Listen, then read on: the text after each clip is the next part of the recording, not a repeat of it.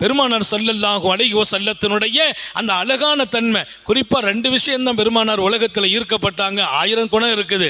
2 தன்மையில் பெருமானாரை உலகம் ஈர்த்தது. ஒன்று மென்மை, இன்னொன்று பெருமானார்ட்ட இருந்த அடக்கமும் பணிவும்.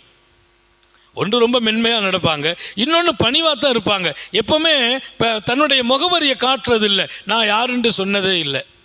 ஒரு கட்டத்தில் அல்லாஹ் சொன்னான். எப்படி சொன்னா, ஆனால் சையீது உல்தி ஆதம்னு சொல்லுங்க, உலகத்தில் பிறந்த மனிதர்கள் அத்தனை பேர்களுக்கும் நபிமார்கள் உட்பட எல்லோருக்கும் நான் தான் தலைவர் சொல்லுங்கன்னு அல்லாஹ் சொல்றான். ஆனால் சையீது உல்தி ஆதம்னு சொல்றான். பெருமானார் தன்னை சொல்வதெல்லாம் ஆனா அப்தி, நான் அடிமை என்பார்கள். எப்படிப்பட்ட அடிமை? காலையில் காஞ்ச ரொட்டியை சாப்பிட்ட ஒரு பெண்ணுக்கு பிறந்தவங்க தான் அப்படின்ட்டு லேசா சொல்லுவாங்க. அல்லாஹ் சொல்றான், எப்படி? நான் உலகத்தில் பிறந்த மனிதர்களுக்கெல்லாம் நான் தலைவர் சொல்லுங்க. அதை பெருமானார் சொல்ல வர்றாங்க. அந்த பாங்க பாருங்க. அவங்க சொல்றாங்க, ஆனா சையீது உல்தி ஆதம், ஆதமின் மக்கள் அத்தனை பேர்களுக்கும் உலகத்தில் பிறந்த மனிதர்களுக்கெல்லாம் நான் தலைவர் என்று சொல்லிவிட்டு ஒலா ஃபஹர், இதில் எனக்கு எந்த பெருமையும் இல்லை. அதை அல்லாஹ் சொல்லிட்டான். சொல்லிட்டு அதோட என்ன சேர்க்கிறாங்க, எனக்கு எந்த பெருமையும் இல்லை. ஒல் அம்பியா வராயி, நபிமார்களாக அல்லாஹ் உலகத்தில் வலா வந்தானே, அனுப்பி வைத்தானே, அத்தனை நபிமார்களும் எனக்கு பின்னால தான் இருப்பாங்க.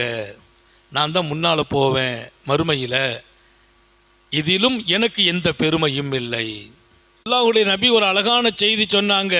அல்லாஹ் ஒரு வீட்டார்களுக்கு நலவை நாடிவிட்டால், ஒருவருக்கு சொல்லலை, ஒரு வீட்டார்களுக்கு, எனக்கு, என் மனைவி, என் பிள்ளைங்க, குடும்பம், ஒரு வீட்டார்களுக்கு இதான் அராதல்லாஹு பி அஹ்லி பைத்தின் ஹைரா.